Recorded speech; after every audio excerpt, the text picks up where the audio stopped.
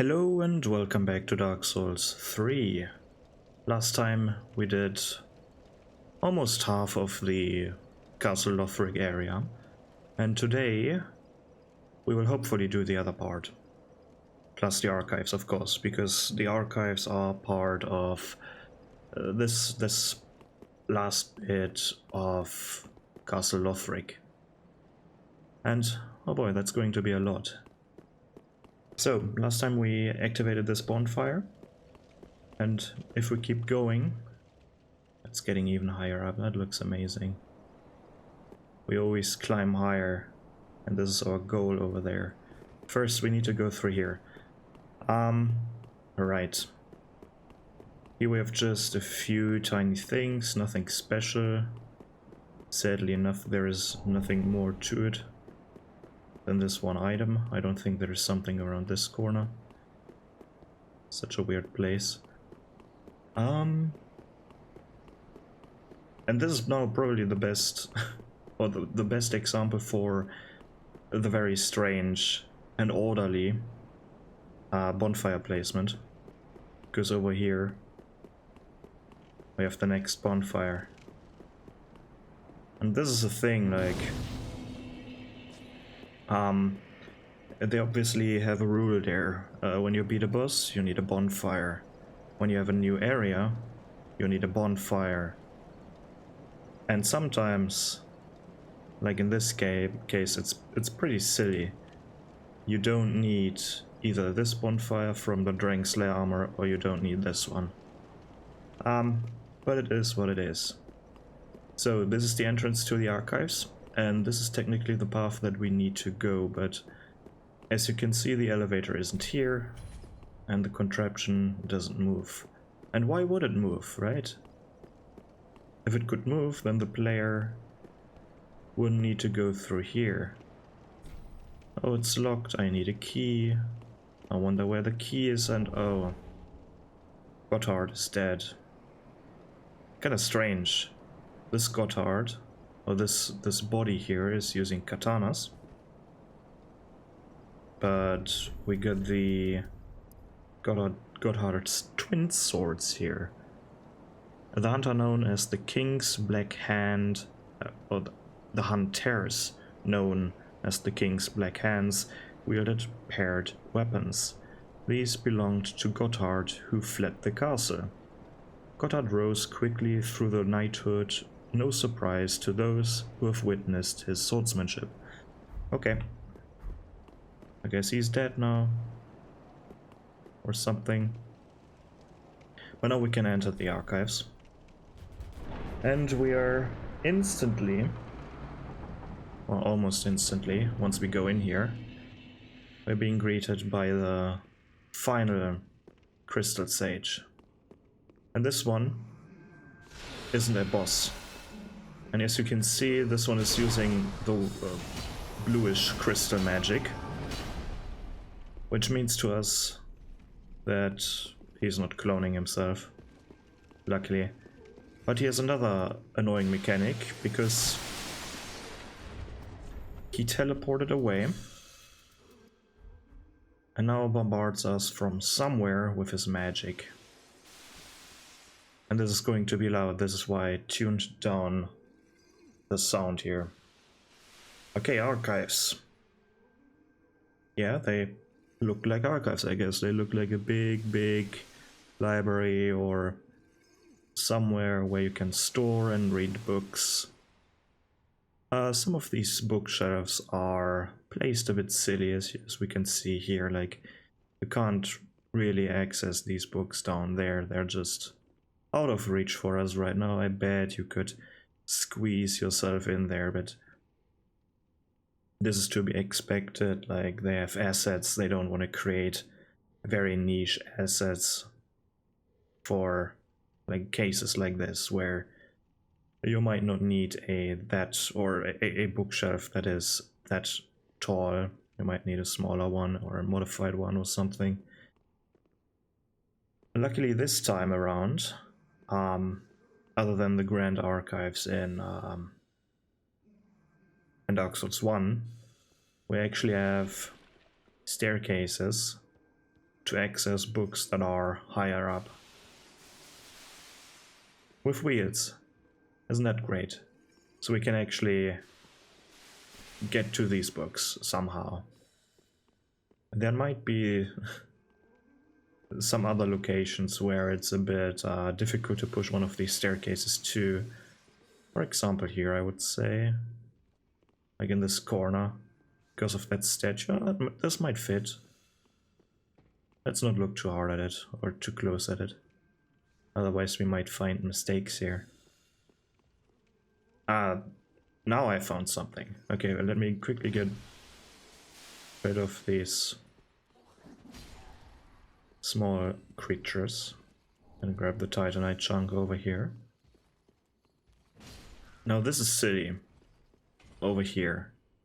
You need a different kind of ladder for this place. Because first of all, you can't push this ladder up the stairs, and second of all, the ladders or the staircase there. Did I say ladder? You can't push up the rolling staircase up this not rolling staircase, and if you could, it still would be too small to reach these books that are very high up. But I guess you can grab a ladder from somewhere. I'm pretty sure they have some ladders in this place. The rest of the architecture is kind of strange, of the layout, I should say. Why do you want to even have this raised platform over here? It's a bit strange. And then what is this part for? Where I'm standing on right now? Where does this lead to? Why does this exist? It's very strange. Then sure, more staircases. Oh, crystal lizard. And then the weirdest thing, that I don't really understand why they have to do it like this, because you have to drop down here. And we can see this was a staircase once, so it's fine. It's fine. There was a staircase here, but it's destroyed. Such a weird gameplay feature to create a point of no return. Like, we are not really deep into this place. This is not a big commitment, I would say. And why do we even have this small trench over here? That's such a, like, it makes it very hard to access these books. Why do the bookshelves need to be raised? It's of course to create a more interesting tiled set, I should say, or not maybe tiled set, but more interesting layout. Put in more verticality in it than there should be, because up to this point you could probably make everything perfectly flat and it wouldn't bother the player, but having these raised and lowered walkways and stuff makes it a bit more interesting to walk through, more interesting to look at, even though it doesn't make any difference. And you wouldn't want to build a library or an archive like this. But there are also some hidden things which I appreciate. Gives the player more to explore. Of course, from a realism perspective, why would you need... like, why would you need hidden paths and stuff? Why is everything so tall, so high up? Very strange.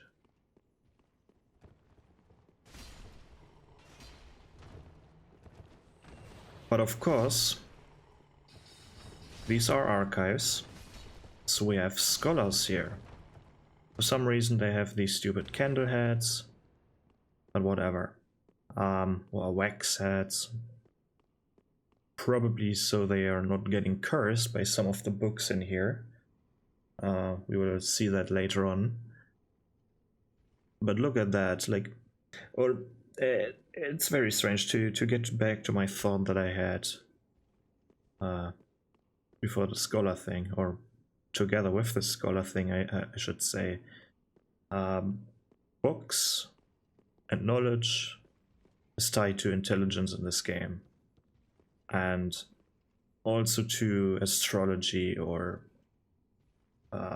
looking at stars, looking at the cosmos and stuff like this. This is why we see these contraption here to do certain things with the solar system, to map out certain things. I don't know what this thing does. I'm pretty sure this one over here does nothing, but there are similar things existing, or there are things like these in real life that do certain things with stars and such. I don't know what this one is doing. I have no idea, but these things exist, and they are also like stars are tied to intelligence, intelligence is tied to spells. That's the whole gist of it. And so we have mages in here. Every smart person is a mage in this game, or in these games. And even the Lothric knights are adapting.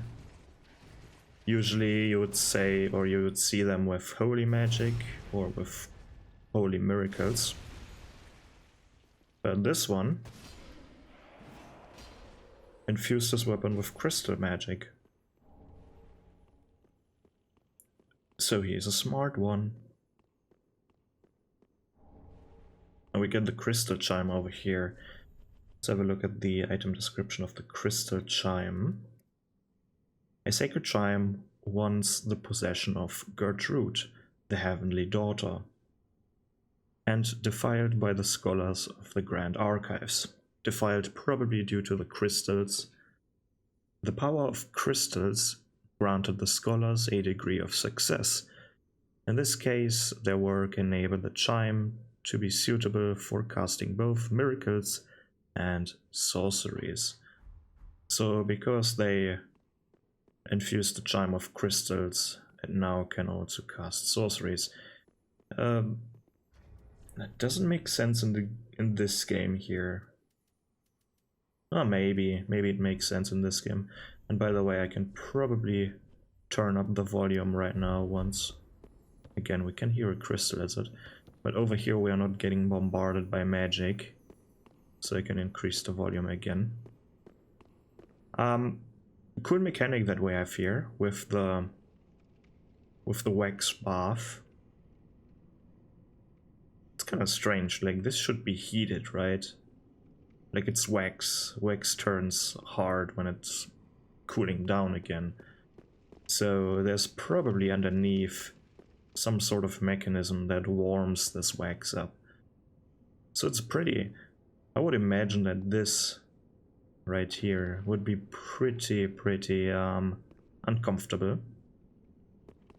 But for this place, it's a necessary evil, because... I shouldn't have done this, can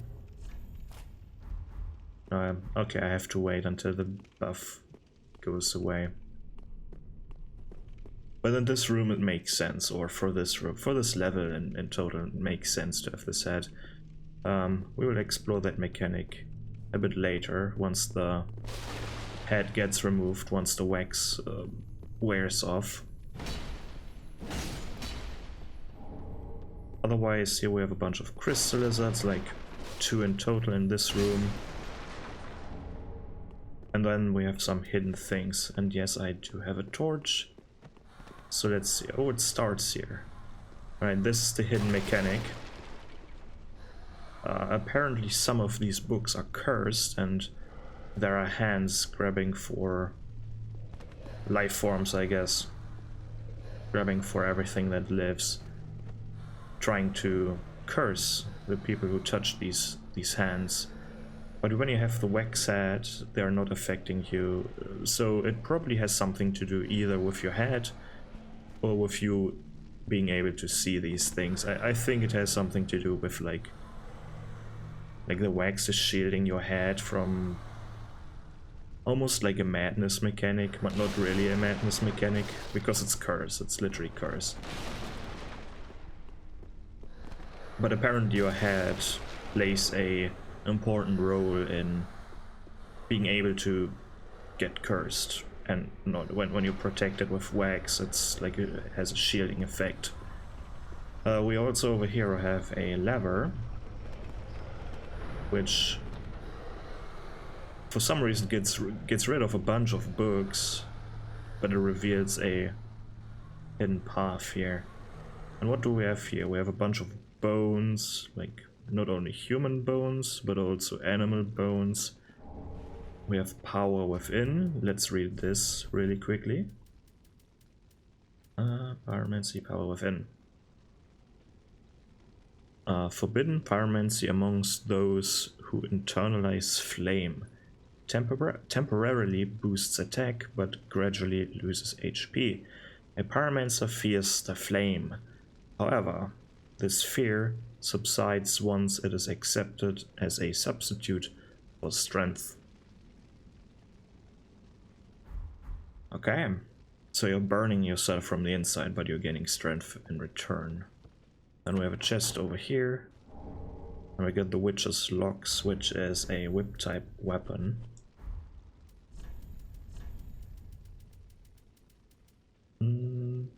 Oh, right, I was already on the weapon. A whip fashioned from the black hair of a daughter of the Witch of Izalith, creator of the Flame of Chaos. The long shining locks woven together to create this whip are imbued with the essence of fire, which can be channeled through the use of its skill, which is Flame Whip.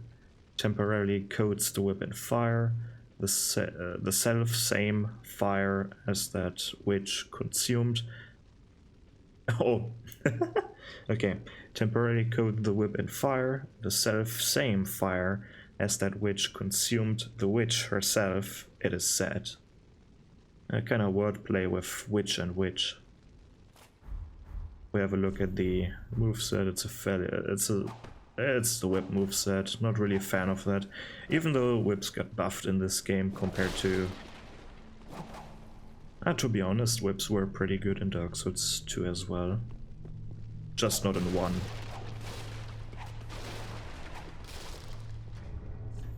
Pretty decent. Okay. So, more books that curse the player, similar to this corridor over here. They're not, or they're immune because they constantly have this wax head. And some of them even have a candle on top of it, which looks so stupid. This is so stupid. I wonder if they did this out of necessity or what caused these books to become cursed. Because why would you put a bunch of cursed books in your bookshelves? If you know that they're cursed, you might want to transport them somewhere into a more secure area so that regular people aren't being cursed by these books, right? I mean, you would think... You would think that they could do something like this, but apparently not. Now the crystal shit starts again. Ugh.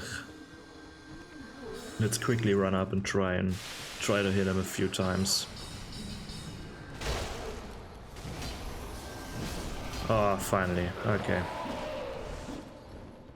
Okay, that is good. Usually he teleports to that place over there as well. Not over there. To the bridge in the middle here over there. Alright. Now we can explore the archives without getting bombarded by loud spells. Isn't that nice? Okay, I'm gonna quickly get rid of these. And this is just broken so that you can jump on the bookshelf and then from here you see that item and almost overshoot. And then grab that stuff. And of course we have the Evelyn here. And I say of course because if you don't know the Evelyn, then first of all, how dare you? And second of all, like this is a homage to Dark Souls 1, where you have to, first of all, where you can find the Evelyn as well in a library, in the archives over there, and as well on top of a bookshelf. This one wasn't really on a bookshelf, more like on one of these arches, but almost the same thing. Like you had to jump from pretty high up and land on one of these bookshelves and to get it. It's a nice Easter egg, really fun. I like when they're doing subtle things like these because they're not destroying the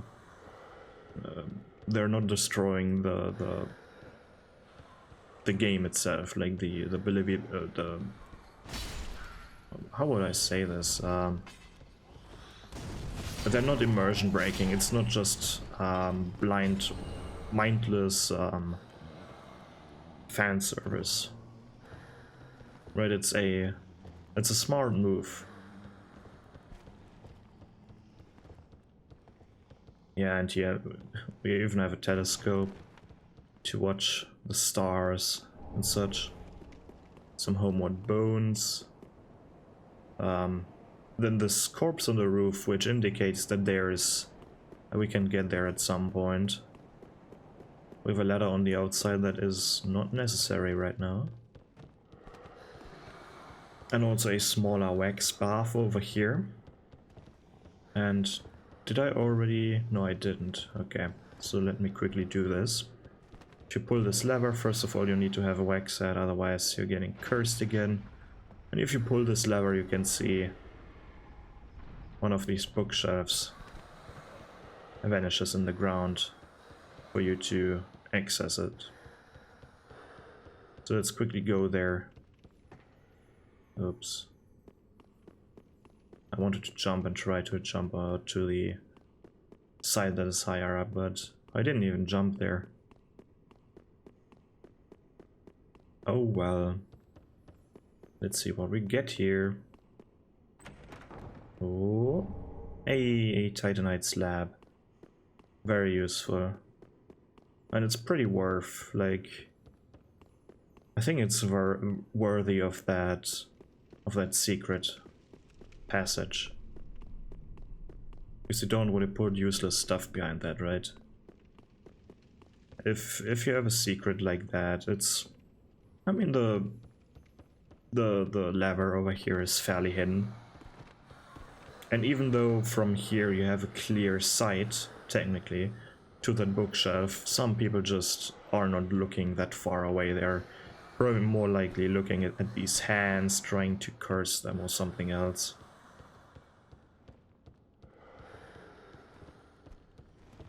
So, now we need to get further up. We can use the ladder on the outside, or we can just go up here. No big problem. This is where the crystal sage was. On this balcony we have nothing other than different ambient sounds. Stupid scholars.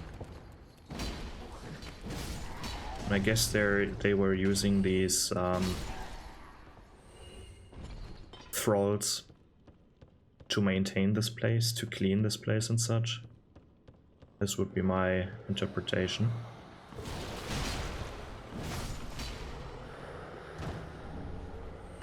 Basically use them as servants.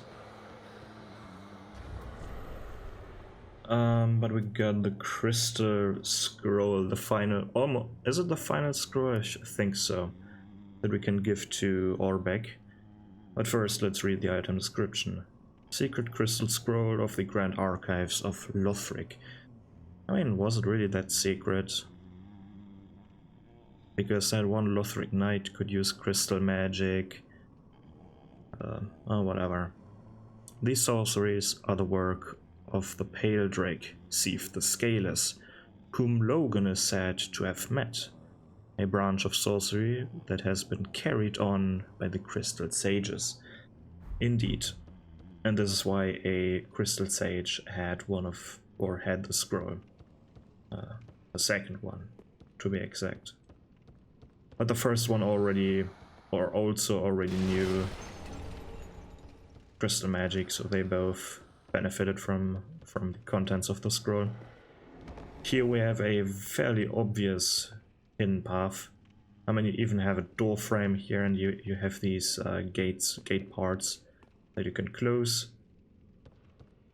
Hidden behind this we have an Outrider Knight, which is definitely a strange find here.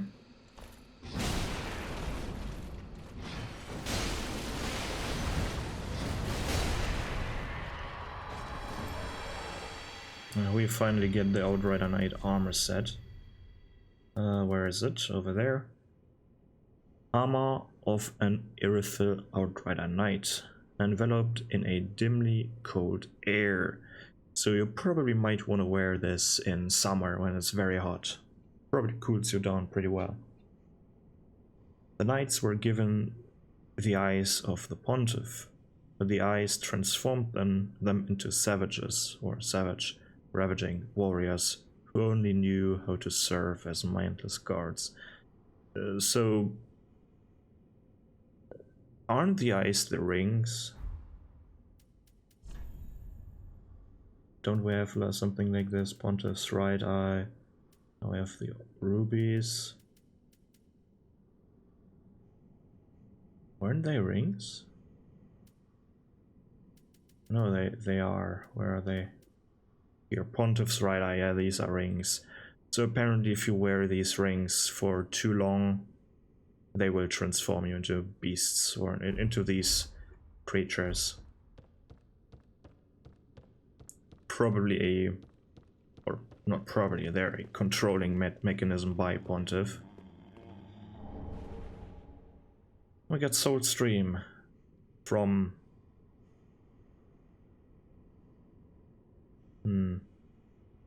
No, not alive anymore. Then nothing else. This is such a strange place, like... We have this bridge over here, where you can walk on. Ugh. Excuse me, I'm tired. It's almost 3 AM. Almost. But we have this pathway that leads to nowhere. Kind of strange that this even exists, but oh well. It does exist. Soulstream, right. Let's read the item description of this sorcery. Sorcery imparted by the first of the scholars, when Lothric and the Grand Archives were but young.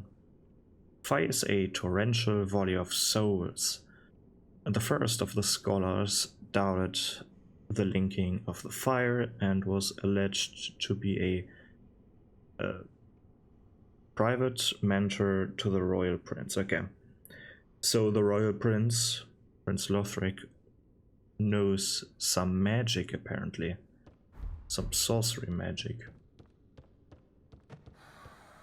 as indicated by Soulstream. Even though he's not even using magic, like he's more using divine magic. But we'll have a look at that later on. If I can even manage to do this in one go, like... Over here we have another strange path, because this one leads to... I mean, it leads outside. You might need, from time to time, you might need some fresh air, so... Yeah, I kind of wish there were a few more rooms in here, like maybe, maybe rooms for the scholars where they're living, like living quarters, so that they don't need to go back down wherever they live. They probably live somewhere in the city down, and Lothric Castle somewhere down there or something, very far away. It's quite the long path up here to this place, so you might want to have some place to rest nearby. And luckily we have this weird noise that we've heard from the dude who carried Soulstream as well. That was up there, by the way. Like we hear this almost moaning. Very strange sounds from this dude who apparently is reading, even though he's not moving anymore, and he has the Scholar's Ring. Let's have a look at the Scholar's Ring. Scholar's Ring. Increases intelligence. Yes. In Lothric, the Scholar has long been considered one of the three pillars of the king's rule, and is therefore a master of the Grand Archive. So we have Scholar, we have the Knight, and we have the Priestess. But later on there's also a ring for Dexterity, so we'll have a look out for that as well. This place looks really nice, like the heart piece, I would say, this heart piece of art that we have on this wall over there. I don't even know what it's supposed to depict. Oops. Let's see. It almost looks like, yeah, like the silhouette of a castle itself. Almost also like a church or something, or maybe like a bridgehead. Like these two towers, there could be bells inside and stuff. Looks pretty fancy, looks nice though. Purpose unknown, but looks nice. I still hear a crystal lizard, right? But I want to unlock the shortcut first, so let's quickly use this elevator to unlock a shortcut. But you might ask, there was no other path over here, and you are right, there was no other path. Because we can again get rid of a bookshelf to access an elevator, and I don't know, like, why even put this bookshelf there to begin with if you... the other one is still in the air. Why even putting it... why? Why this bookshelf? Why do you have to hide an elevator? Like, imagine someone wants to read a book and then someone wants to go through, and that's just a logistical nightmare. Oh, that's not fun. I mean, it's fun from a gameplay perspective, right? To unlock these hidden paths, and you transform the visual design, or visually, you transform the archives visually, which is always a bit satisfying, right? Come on. I don't even know why I care about the crystal lizards, but I do. I have to care. But okay. Now we need to take the elevator back up again. Pull the lever. Let's keep going. Sadly, it's kind of disappointing to me that these corridors that are not part of the main archives, that are just small side areas, maybe to have a staircase, to have, yeah, not the main portion, right? The how would you say it? Oh.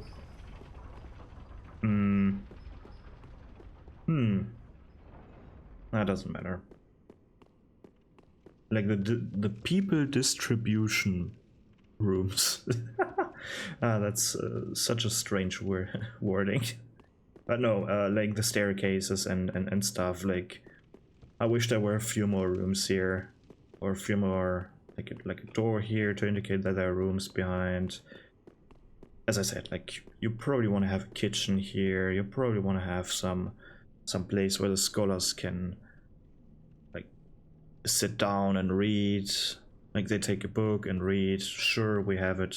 Like, we have a few, like here, we have a few tables and stuff where you can sit, but you might want to have some in private. You might want to sit somewhere more comfortable than these wooden chairs. Maybe you want to sleep and stuff. Like, yeah, you could put a few rooms for that here and there. Would be nice to see. But okay, we are now in the final stretch of the archives. We're technically almost through the archives, because of course this area is bigger, but the archives are not.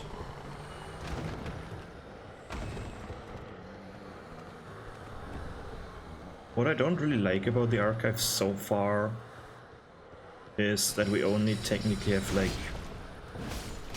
No, we have just one new enemy type, which are these scholars. Every other enemy, Like the one Lothric Knights and the Thralls, we already knew them. Okay, they had different tricks up their sleeve, right? Like the Lothric Knight could use like the crystal magic, and the small dudes like the Thralls have like fire weapons for some reason. But meh. More new enemies, please. Oh, I got the Scholar's Robe. Now I can finally read something about these scholars. Robe of a sage from the Grand Archives. Okay, now these are not scholars, these are sages. Stained quite deliberately with wax. The scholars of the Grand Arc. Now these are scholars again. There are sages and scholars apparently. The scholars of the Grand Archives, sorcerers by craft, tend to their candles with a reverence that exceeds the simple burden of labor. They know dangers of the archive's store of knowledge all too well. Okay. Yeah, they're using wax to not get cursed, I get it. Like they have they have a big problem with cursed books. Imagine you want to read something and a spectral hand tries to grab your face and curse you. Like how does cursing work in this game? It's like, is it like petrification or crystallization again? Was the case in Dark Souls 1 at least. Man, they really have a problem with cursed books, holy shit. You might need a exorcist for that or something.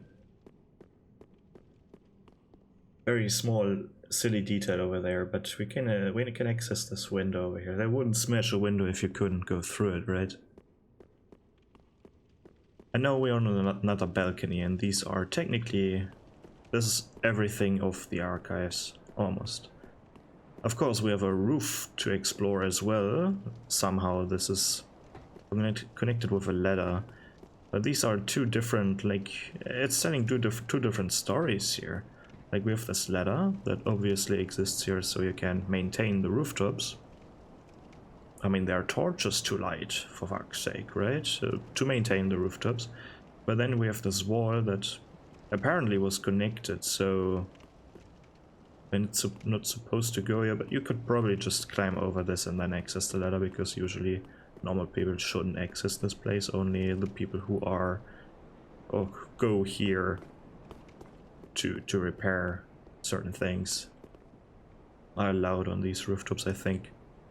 Of course, we must have these useless building protrusions with windows inside of them that lead to nowhere. Sadly enough, it's kind of immersion breaking to me, because I would like to be able to see something like this from the inside as well, not just from the outside, to create more depth in your exterior design. Quite windy up here. At least it sounds windy. And the grass and the weeds and stuff that is growing here is not... It's not really moving according to the sound, but...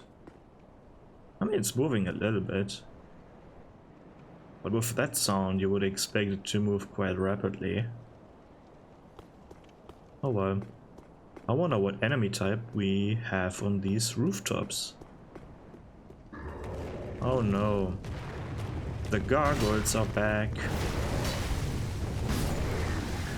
A pretty cool enemy type, if they wouldn't be able to fly. The flying mechanic of these gargoyles makes them very unfun to fight, I think. But now we also can drop down here, like to this item over there, for example. Here's a pretty safe place. Now we could go back down there. This is the item that we saw from the other side. This is good. I like this part. But this indicates that there is another path leading to this place, just boarded up, but from the inside we couldn't even see this. Now I want to know something. I want to know where this leads to. Where do I have the camera? Over here, right? Let's activate free cam and see where this leads us. Where am I? I'm down there, right? Yeah. Down here. So where would I... Okay, no, it's quite spacious. But still, there is no...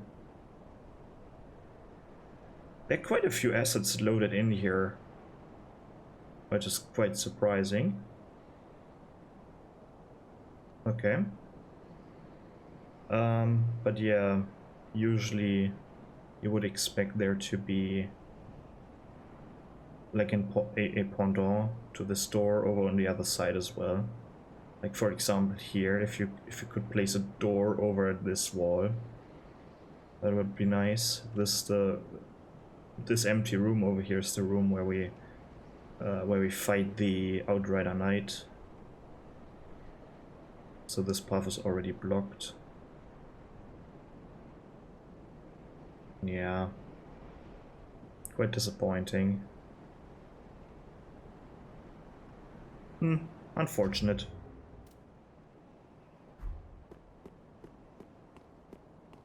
Like when I'm going through a level, you really need to be careful, otherwise you're going to be... otherwise I'm going to criticize your design. Ooh, how scary, right? Someone criticizing something.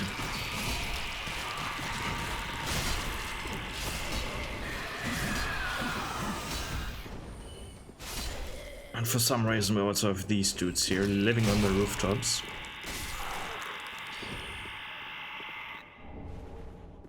Great Corvian scythe. But then over here, this is the place where I can't get through here, right? Yeah, this is quite dangerous, but I can go from up there. I wonder now.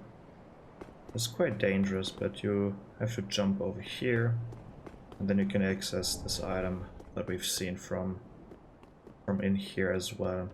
And I think this is also the position where you would find Grey Rat if you send him to pillage one last time, because he will die this time around if you send him. But it's still worth it, because he manages to grab new stuff, and I missed that item over there. It doesn't matter. He still grabs new stuff, and you can take his ashes to the Firelink maiden, whatever, Giant maiden. That's what she's called, right? The Dark Souls 2 Firekeeper that get demoted to be a merchant. So that she sells now all the stuff that he has in store, which is it's kind of sad, because Grey Rat is definitely the more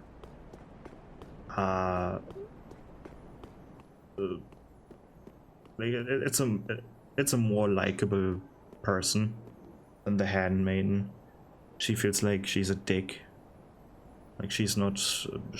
She's like a bitter and not so nice person, and he's quite nice to us, right? But of course he has to die, and she's still alive. Ah, goodbye. I like when they're doing that. We could technically get to that place right now, but we can get there later on as well, I think. So I'm not going down there quite yet. Oh. First time I got both of them at the same time.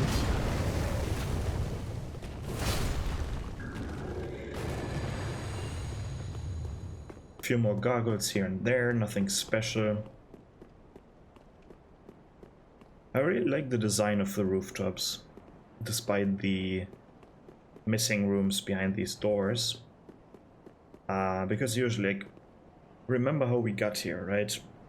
We got here through a destroyed wall and down a ladder, and then we're going on rooftops, which is an area you don't want to have your people. Right?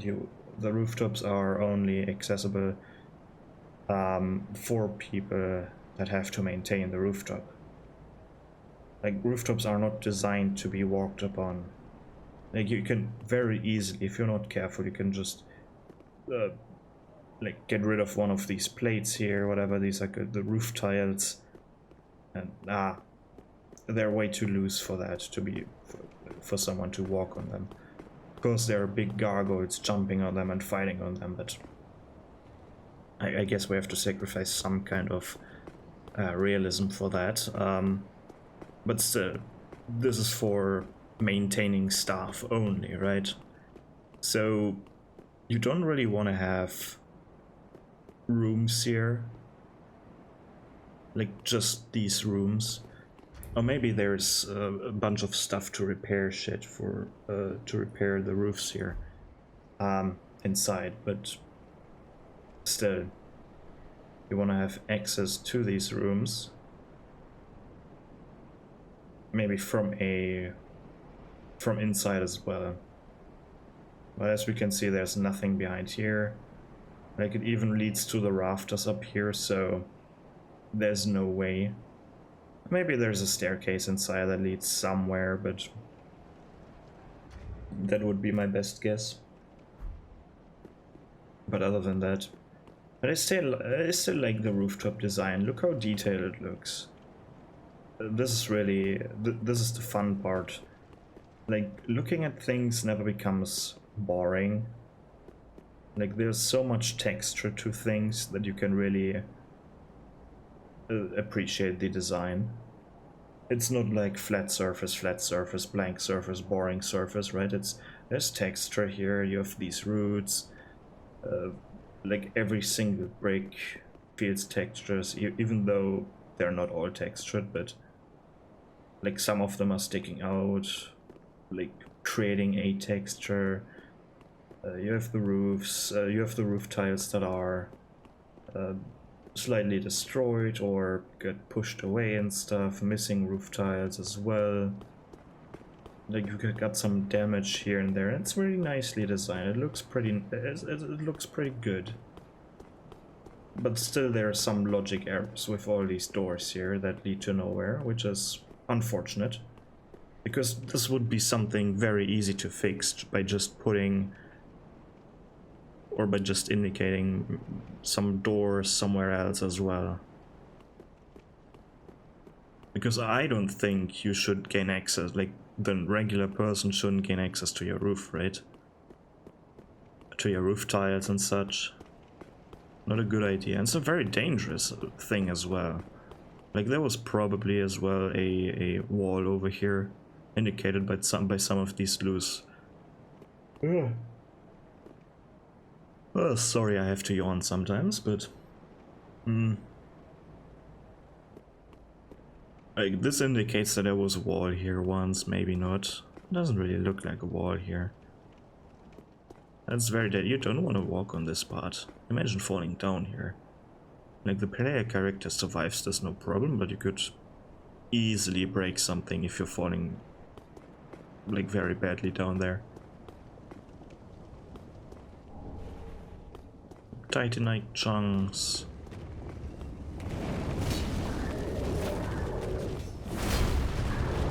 Now we get 2 gargoyles at once over here. And yeah, bunch of roof tiles got destroyed here. Oh. Yeah, that happens if you let your gargoyles run loose, I guess. But I think it's a pretty nice... Oh, I wonder. That is strange, right? They probably have these gargoyles as a defense mechanism from intruders. But I wonder if they can differentiate between intruder and staff or something. Because if they can't, then ooh, that's going to be a dangerous job to maintain the roofs, isn't it? Okay, we finally dropped down and we are back inside the archives, almost. And have a look here. Kind of sad that we can't smash these windows, but oh well. We just go through the already smashed window. I know this again is a strange... let me first grab this one. And then bone shard, very nice, very nice. And now it becomes strange again, because here we have like a ladder instead of a staircase. A staircase would be much nicer in my opinion, but of course, like, if you...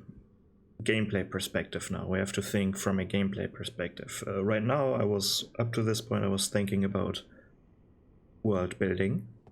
Whoops, world design.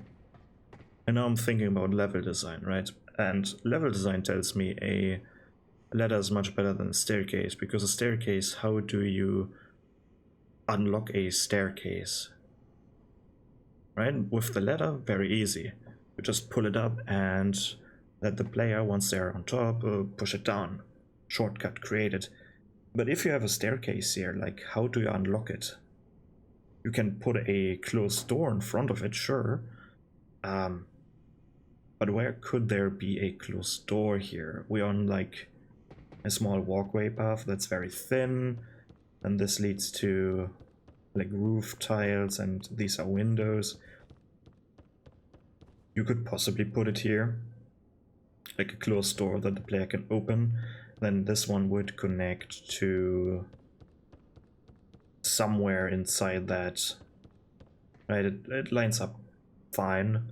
Could probably put it somewhere there where it makes sense. Would be my idea. But a ladder is, world design wise, it's a bit difficult.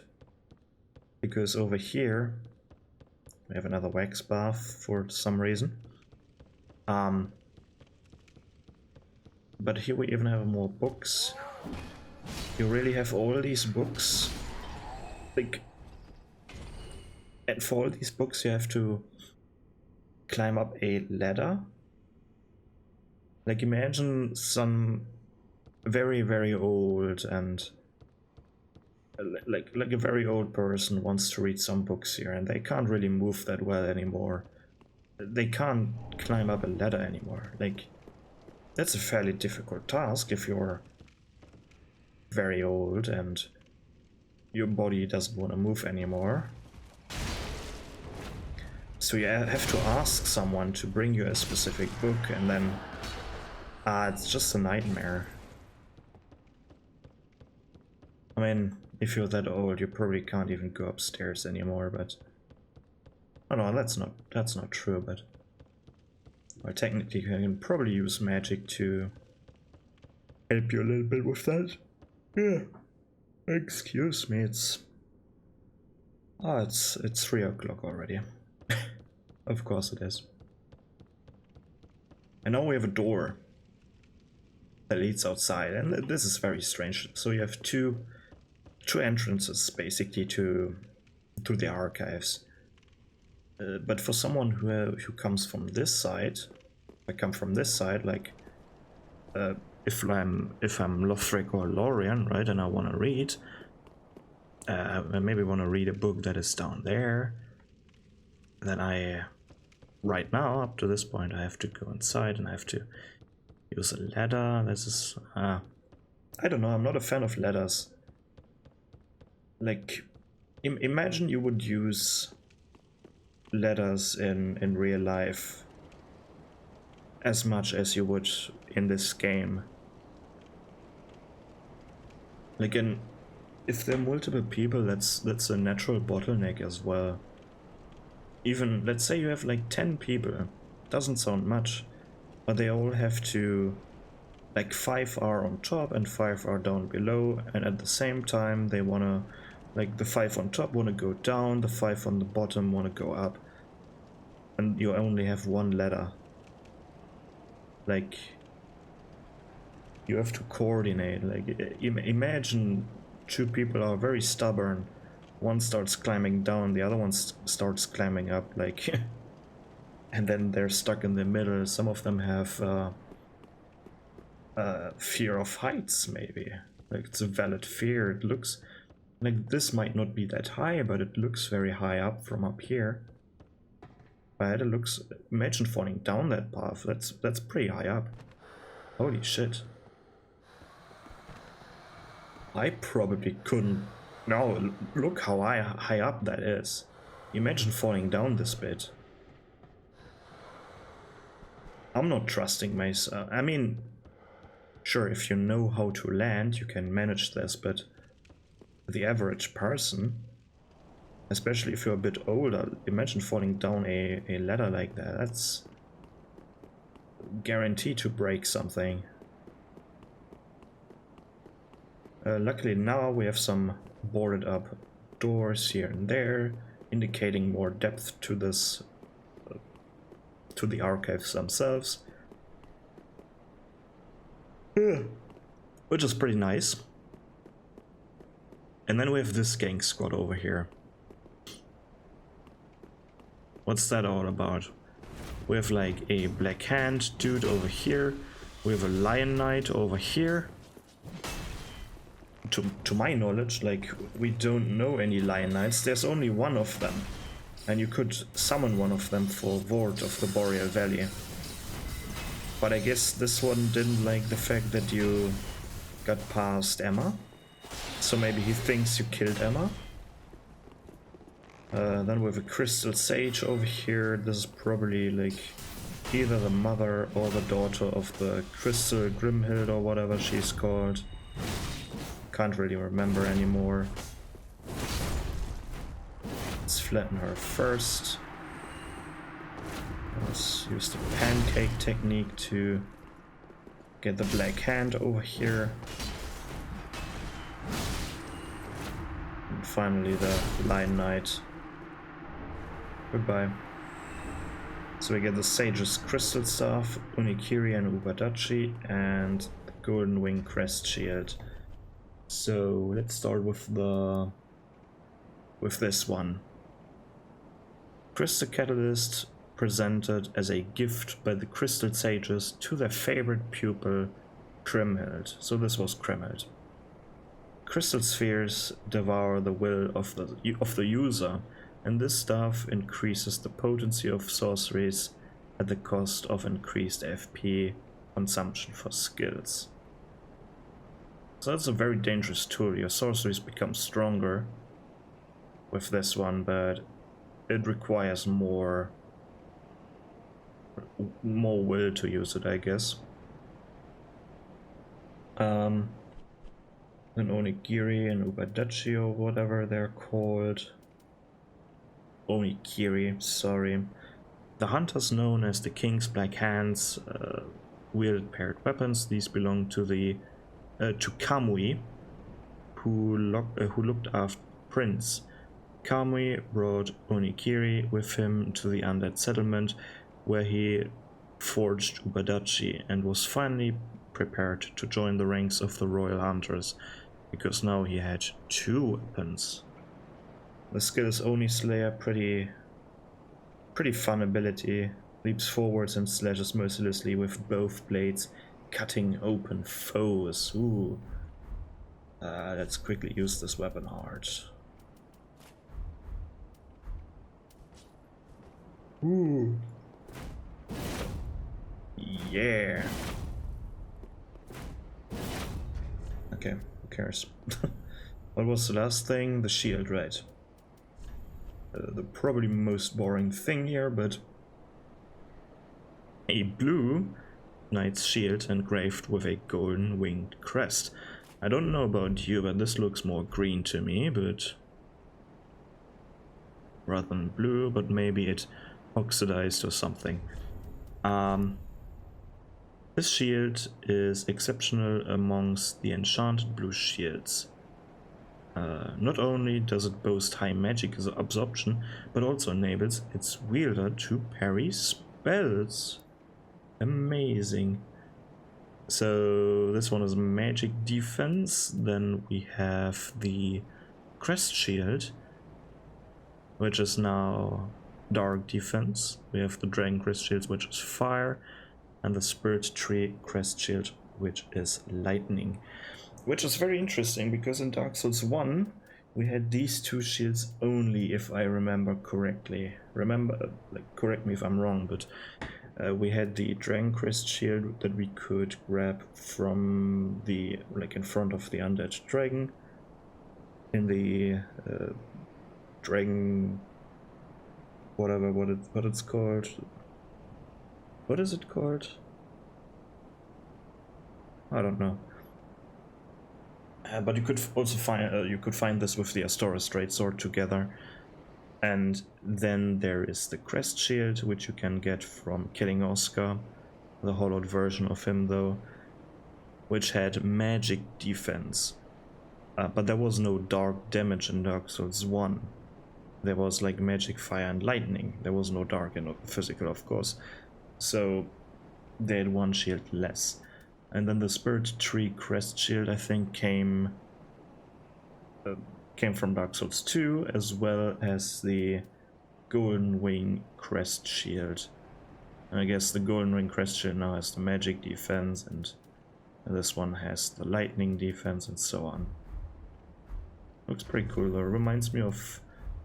kinda looks like a shield that you would find in the Legend of Zelda games. Probably just because of the green gold. Over here we luckily have an elevator, because like up to this part we had no bonfire, which is kind of concerning, right? But we have this long ass elevator, but I would prefer a bonfire. Like we have two bonfires next to each other, but then for this big stretch of a level, I guess, we don't have a bonfire up here. You could easily put it up here, but I appreciate that we have this elevator connecting these two places with each other. Also nicer for the staff to use the elevator instead of like going through the whole archives to get down there. It's would be kind of tedious, wouldn't it? Let's go up here first. Up on top of the rooftops again, because apparently they like it very much if you walk on top of their rooftops. I mean, no, it's just this balcony. It just connects to this balcony. The rooftops you can access because the railing here is destroyed. But this is weird. Somehow you're supposed to get up here, aren't you? I mean, you can just jump the fence here and go up here. But it's very strange that we have staircases here. I wouldn't expect this on a rooftop. But it's probably just there for maintenance purposes. Or is it?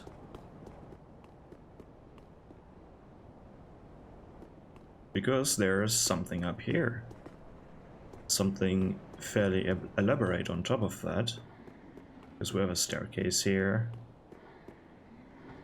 We have dudes, we hear breathing.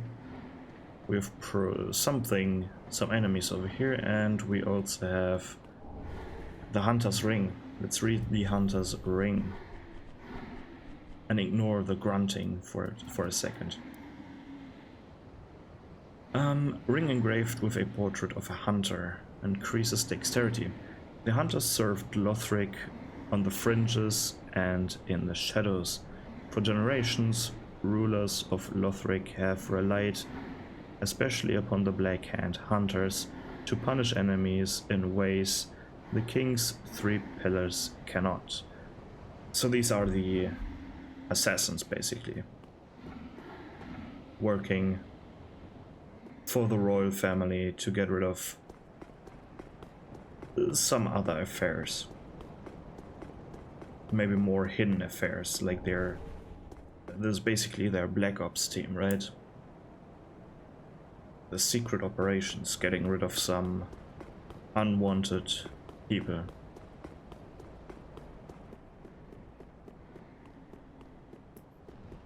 Now they come down, okay.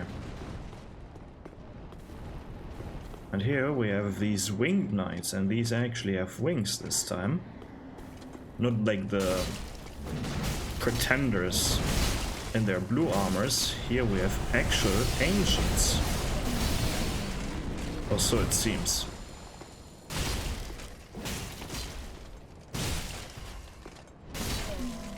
Probably blessed by Gertrude with wings.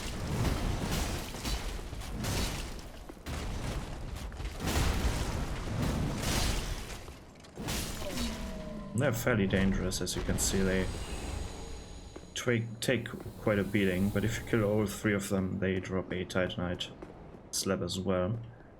But what do we have here? Here we have the birdcage. Here we have the birdcage for Gertrude, which is very strange. Like, why would you imprison her in a birdcage? Let's read the pillars. Miracle of Gertrude, the Heavenly Daughter, brings down multiple pillars of light in vicinity. Sadly, this is bad.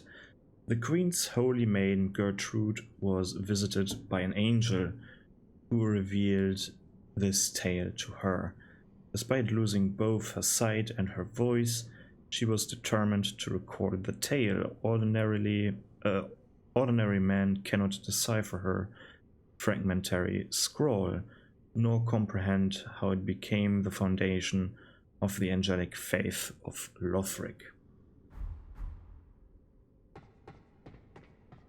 Okay, so she got visited by angels.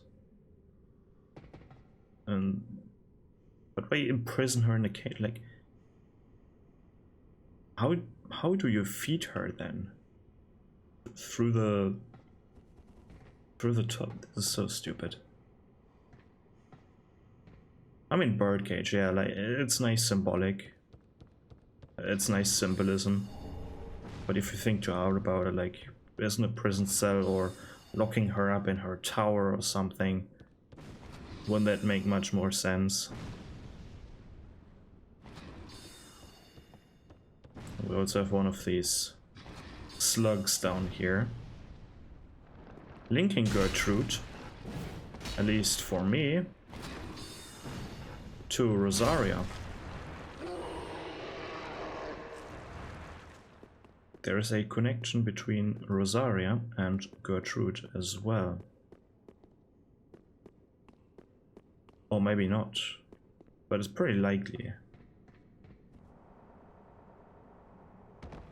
Oh, now I want to know the lore around this place again. Ugh. I don't want to watch a lore video after this, I want to go to bed. I know I'm getting interested again. Like the mystery behind these. I'm not trying to decipher the mystery, I'm just trying to decipher this place that I just witnessed. How are you supposed to get here, by the way? Like, you have a ladder down here, so you must have some idea of how you get here, and I guess you could place a ladder here to gain access to this balcony part. But you have a window that is destroyed. Like, come on. Come on, guys. Like, there must be a better path linking these places together. There must be something better than that. So, like, there are books over there as well. How am I supposed to read all of these books over there? There's no natural pathing to that place. At least... Now this might be a good idea here. At least... remove this thing, put a wooden platform over there so that you can move over there and let it be destroyed. Right? Indicate that these two places, these two platforms or balconies, whatever, or catwalks, whatever, are connected to each other and they get destroyed by something. Why wasn't my controller working for a second there? Same on the other side, like, this should be, like, this walkway that I'm on right now should go around and not just stop over here. These two places, the walkway over there and this one should be connected as well. And then got destroyed again. right? So that you can only access this place later on, but uh, the way it's designed this way right now, it's silly. And it's immersion breaking as well, in my opinion. That's so much detail here. Now let's talk about the elephant in the room, which is this walkway. This path to the twin princess or whatever, to Lothric and Lorien. I feel like this is a throwback to the run-up to what's his name? False King Aland or something. Was it even that boss fight where you have to, like, the path you have to take was very long, I feel like, right? And this is an homage to that, where you have to fight your way through hordes of enemies to get to the boss, which is nice. But it's kind of silly how these places are connected, right? On the first part, this goes towards the archives. Like, the archives are not on the side, this is literally facing the archives. So this main path is through the archives. Of course you have an elevator over here, which is... Why is there no stair? I guess an elevator is fine. I would like to have a physical staircase leading to... Nah. It's fine, it's fine. But then luckily we have on the other side an elevator as well. But here we have these endless hordes of enemies. Almost endless, like they're not endless. No, they're endless. Endless? What does endless mean? I forgot. No, it's not endless. There is an end to these hordes. Holy shit.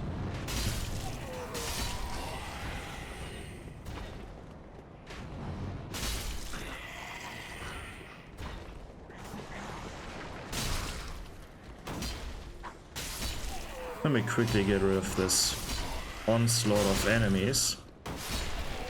And of course we have captains over here. I just call the blue versions now captains. Or the elite version. But I think captain feels better. Again said, you can't obtain the blue version of the armor set, which would be nice.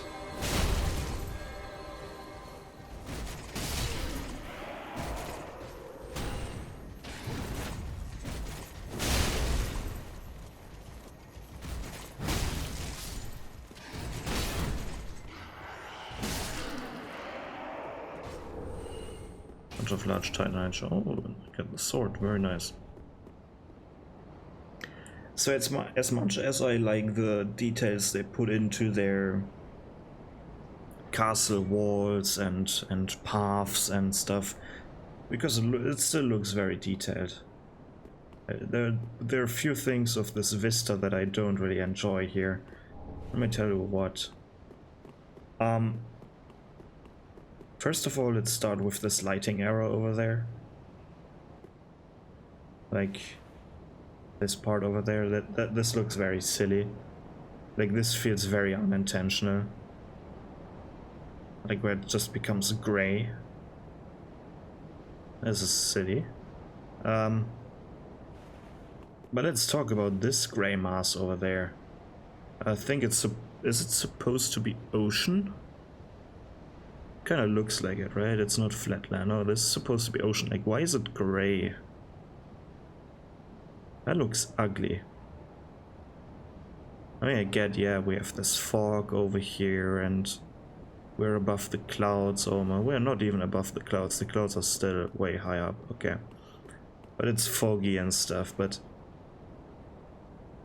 this looks ugly. Look at that.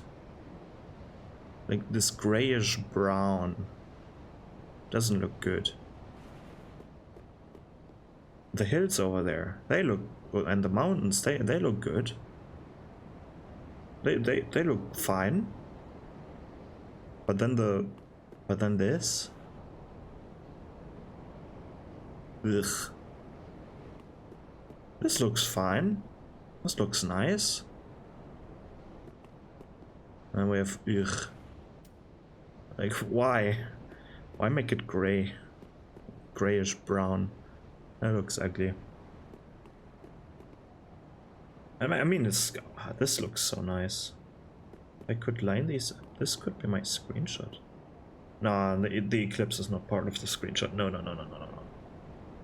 That's for something else. This is going to be the screenshot somewhere. Yeah. Okay, let's finally get here. Whew. Because we're finally there. But no, before we do that, let's activate this elevator. This is a special elevator, you know. This is the elevator that leads in front of the Dragon Slayer armor. In the side room, or in the side building, where we could summon, what's his name? Something of Kareem. You know what I mean, right? The dude that I could summon for the Dragon Slayer armor. That dealt quite a good deal of damage to the Dragon Slayer. More than half. Aegon. Thanks for telling me. Aegon. But you know, the elevator was down already. And yes, this is again a double elevator. Ooh. Because if you ride the elevator that was down, already down, further down, like how it is now located, and then you get another Titanite slab. But I don't care about this, so I'm not grabbing it. Just a nice Easter egg. Now let's finally enter this place. Holy shit.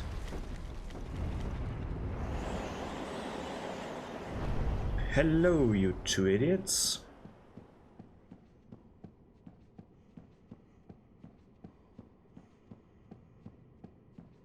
This big ass room for just a bed. Come on. Hello. My name is Jeff. Oh dear. Another dogged contender. I don't see a dog over here. Welcome, unkindled one. Purloiner of cinders.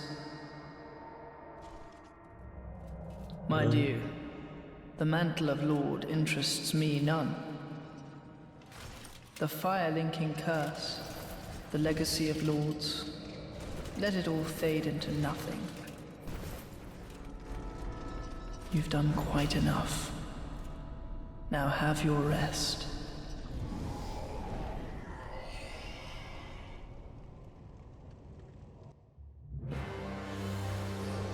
Oh, I can teleport him around.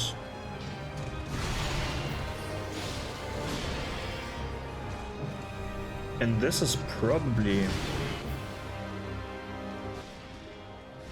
the best soundtrack in the, or one of the best soundtracks in the entire game.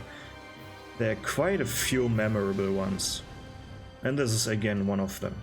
Deacons of the Deep, Abyss Watchers, Lothric and Lorien, and then of course the final boss. All very memorable soundtracks. These are probably my 4 favorite ones.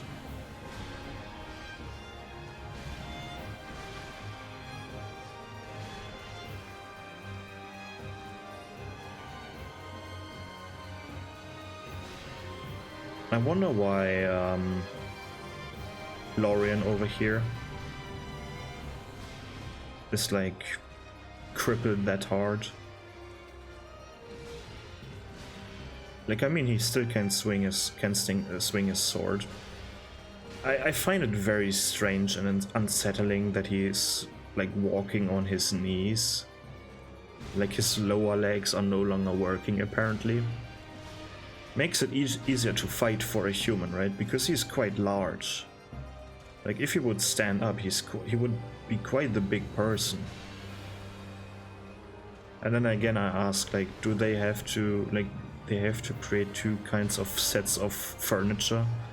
One for the big dudes like Lorien over here, and then for the normal people like me.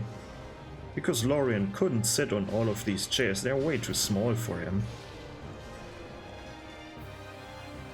What is also kind of strange, let me quickly go into free cam here while we have a look at the... First of all, we have a bunch of feathers here. Like, these are all feathers. And I guess free cam is a good idea here so that Lorien is not on my ass constantly and we can't see anything. But we have a bunch of feathers. So the angels were here as well, or Gertrude, whatever. Teaching him the magics and the beliefs and such. But the strange thing is, like, that there is his bed here. I hope the music is not too loud. For me it's fine right now, but what a strange place this is. Like, it's an audience chamber as well, right? We have a bunch of chairs here, like for the guests and for the official people. But we also have his bed here, which is unsettling. I feel like he should at least have his own bed chamber. Or both of them. Where even is Lorien sleeping? Like, he crawled out of this space over here. Like, is he sleeping on the ground? What kind of brother is this? Or maybe he's sleeping on the bed as well.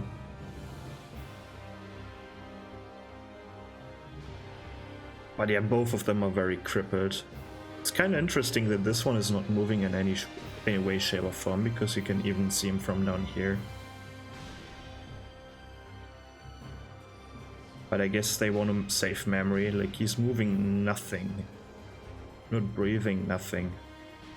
Currently not an object, or not a living person, I guess. Back to Lorien first here. It obviously makes it quite more comfortable to fight him when he's on your level, like when he's fighting on his knees. Because imagine he would be bigger, then you have to constantly look up what he's doing with his sword and such.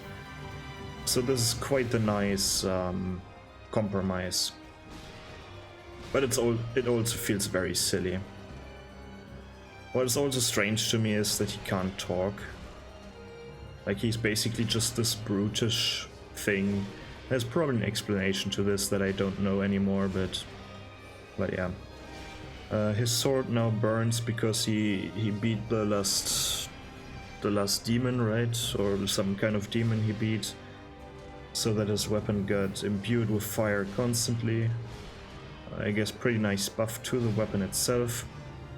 But he's also teleporting around, but that's not him. Everything with these heavenly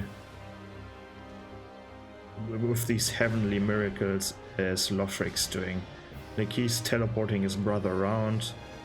He's creating this big shockwave as well.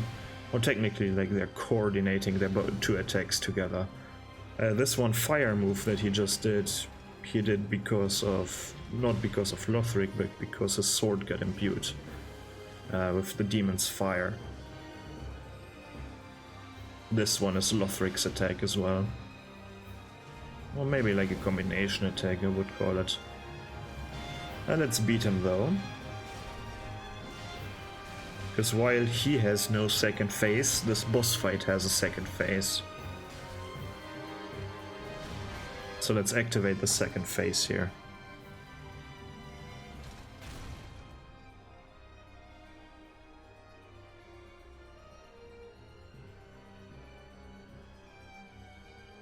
Oh, dear brother, I'm on my way.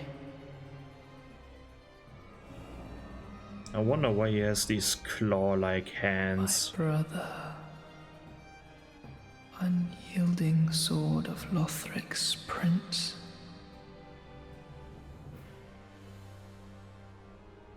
Rise if you would, for that is our curse. I wonder why they didn't create a more detailed version of his face there, because it looked very, like the textures and all looked very muddy when they did this close-up.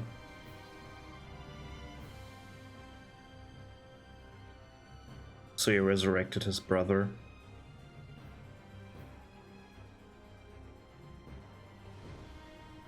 This is something that I don't get. Why can't they why are they able to ember up?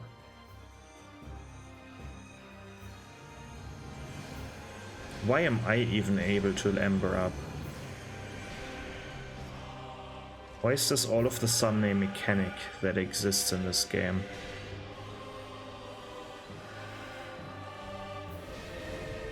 Well, we are Ash, but they aren't Ash. And they are not lords either. Like, Lothric could be a lord, he's strong enough, but why can he ember up as well? Like, to my knowledge, or at least this is something that I would think, like, only lords, and apparently the Ashen One, can ember up to increase their strength. Because, like, I don't even know why we can do it. Like, the lords make sense, right? They burned themselves at some point. They got resurrected. They can once again ignite this flame. Maybe not to an extent they could before, but yeah, they still can ignite themselves. Partially. Why can we even ember up?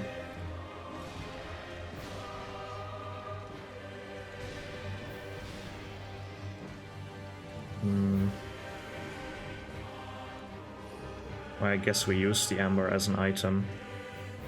But, well, I guess then when we can use an ember, they can use an ember as well. But no, they obviously have more magic to use, or miracles. Because Lothric is on their back. And you can kill both again. Like, you can kill Lorien again, Lothric will at some point resurrect him. But you really your goal is to kill Lothric right now, the dude on his back. Oh, dear brother. He will just constantly resurrect until he himself is dead. Mark my words, Ashen One. You remain among the accursed. Yes. Until I'm not. Thanks for your soul, buddy.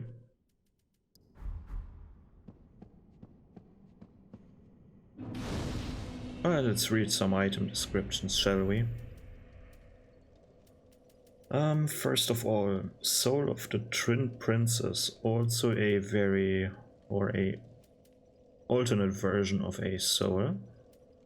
It doesn't look like just a regular old soul, no. This one is looks a bit more divine.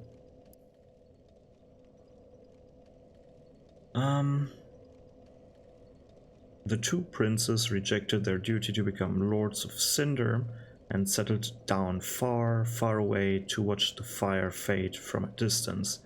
A curse makes their soul nearly inseparable. Oh, that's why, like, their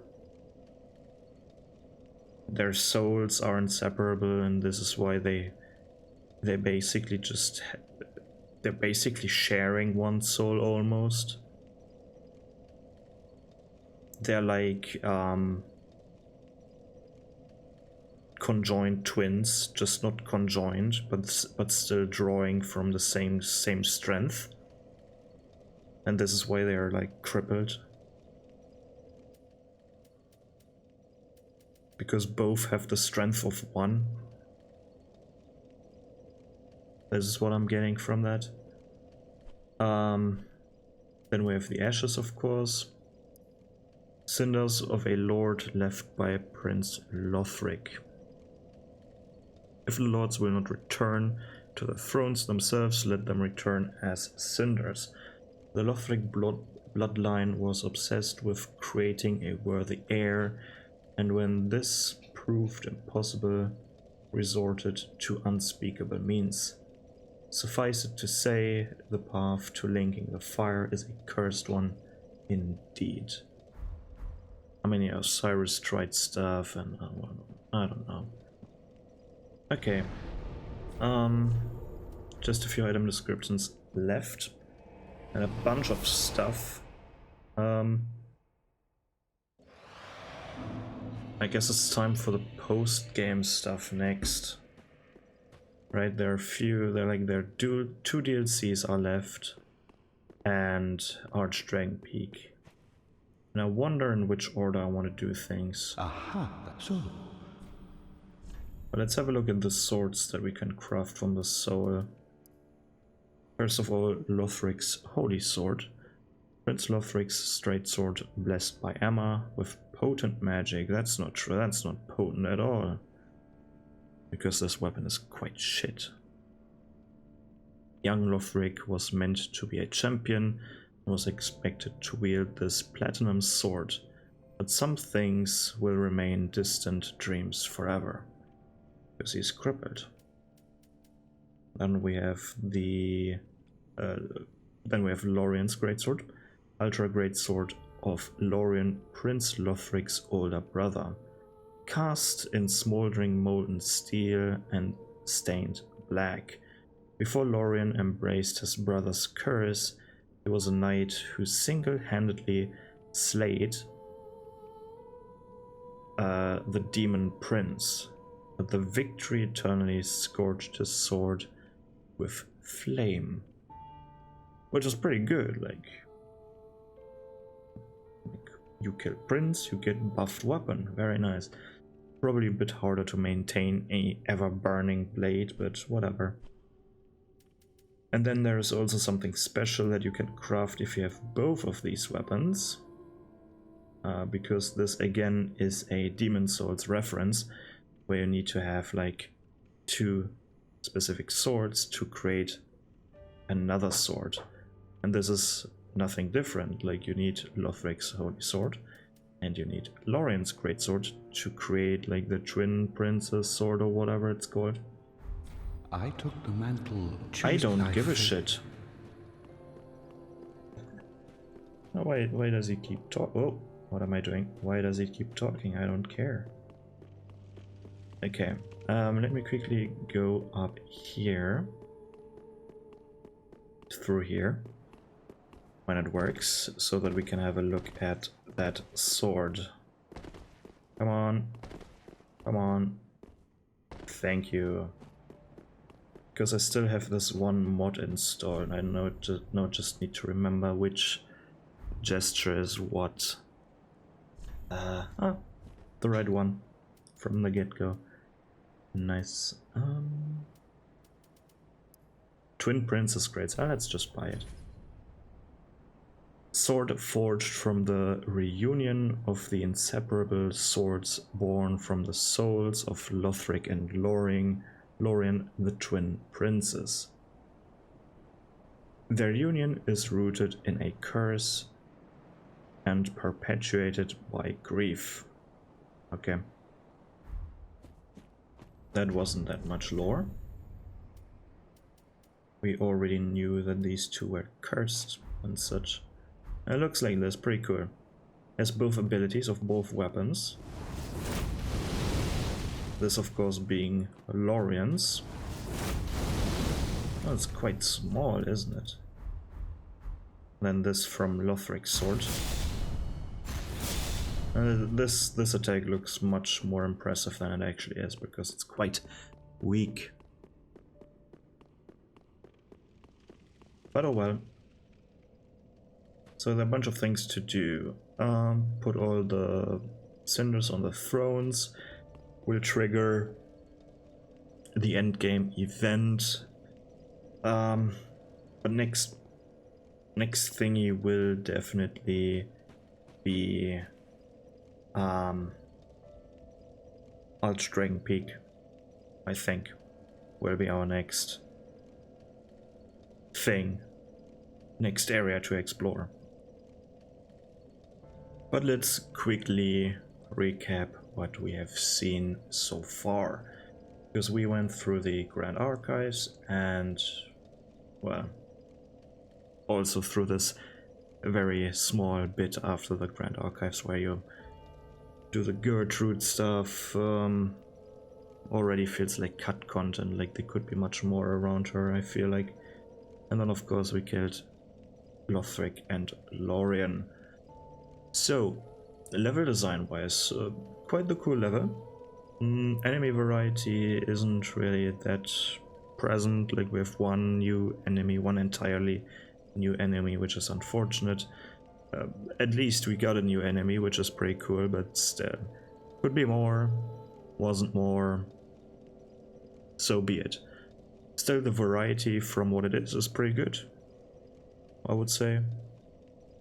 Like still, quite a lot of enemies, like Lothric Knights, different versions of the Lothric Knights, then the Winged Knights, the NPCs, we got Thralls, we got the new enemy type, we got an Outrider Knight, we got Gargoyles, and these Corvian creatures as well on the rooftop.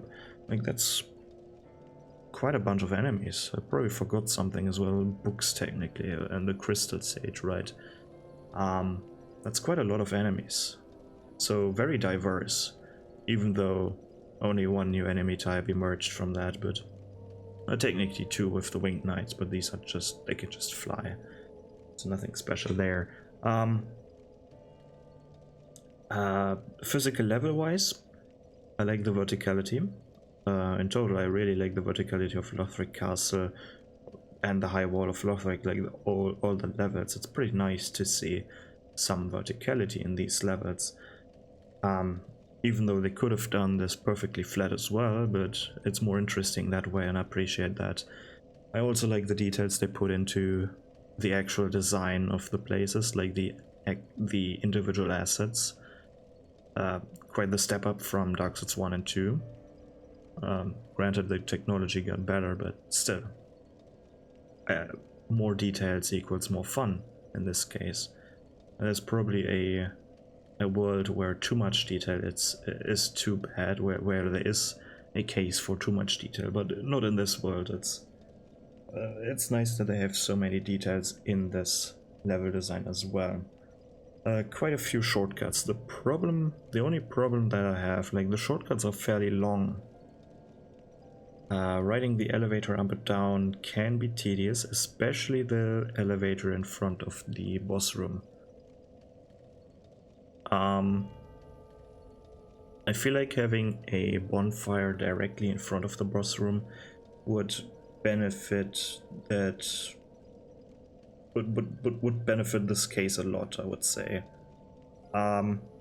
Sure, then we had the problem again. The self-inflicted problem, I would say, with too many bonfires in one spot, right? But I mean, you don't have to put a bonfire in every single boss arena once you kill the boss. Like, you don't have to do this. You chose to do it, but you don't have to. It's not mandatory. Maybe it is from a coding standpoint, I don't know. Maybe they fucked up somewhere somewhat. I don't know. But yeah, level design is fine. World design wise, looks also pretty nice. There are, again, some smaller minor details where it makes like little sense to design something this and that way, where the world building is a bit inconsistent, and like, do you really have to exit, like, in order to get to certain rooms, do you really have to go on to the rooftops for that? But yeah, small details like these are still something to criticize, right? Still something to think about if you're designing a place like this. But still, overall, pretty good level, and I really enjoy the Lothric Castle levels because they're quite well designed. But yeah, let me know what you think about this level. let me know about the lore as well. And yeah, that's it from me. See you on Archdragon Peak next time, and goodbye.